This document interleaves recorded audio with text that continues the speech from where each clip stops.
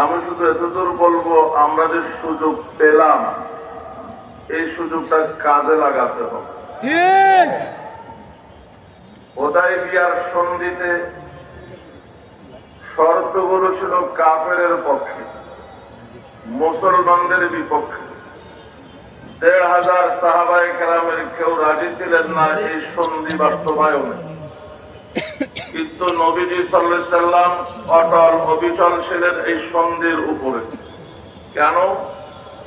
সন্ধির মধ্যে একটা শর্ত ছিল ১০ বৎসর যুদ্ধবিরতি চুক্তি। নবীজি এটাকেই গুরুত্ব দিলেন।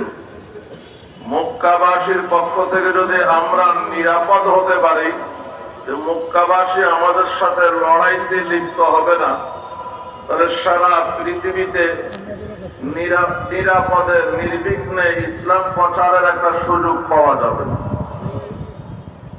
এবং পরবর্তীতে মাত্র ২ বৎসরের মাথায় এই সুযোগকে কাজে লাগিয়ে নবীজি মক্কা বিজয় করলেন।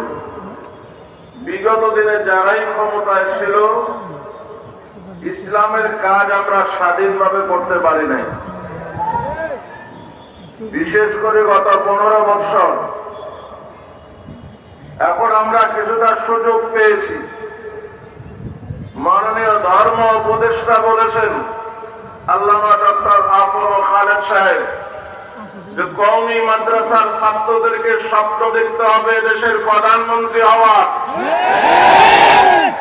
সেই করোনা থেকে আমরা সারা পৃথিবীতে প্রমাণ করেছি আমরাই জাতির সেবক।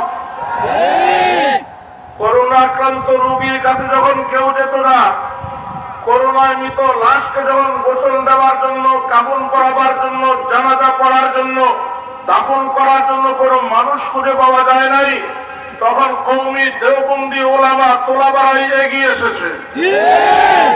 এরপরে জাতীয় বিভিন্ন দুর্যোগে এই দেশের কওমি ওলামা তোলাবারাই এগিয়ে এসেছে। আমি বলবো, যতদূর সময় আমরা পাই, কারণ সময় বেঁধে দেওয়া হয় নাই। বলেন, বর্তমান সরকার, অন্তর্বর্তী সরকার কতদিন থাকবে এই সময় কেউ বেঁধে দেয় নাই, তারাও পরিষ্কার করছে না।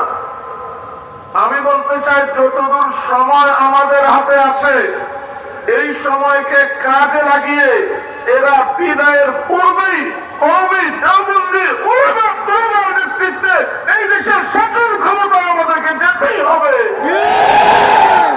এজন্য আর চুপ থাকার সময় নাই, সময় নষ্ট করার কোন সুযোগ নাই। আজকের এই এক স্টেজে সর্বস্তরের ওলামায়ে কেরাম যেভাবে একত্রিত হয়েছেন, আমি অনুরোধ করব আপনারা এক স্টেজ থেকে পুরো জাতিকে নেতৃত্ব দিন।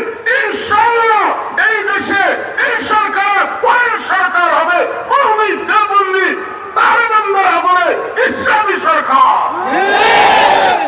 আল্লাহ পাক আমাদেরকে সফলতা দান করেন। সকলে বলে আমিন। ওয়া আখিরু দাওয়ানা আলহামদুলিল্লাহি রাব্বিল আলামিন।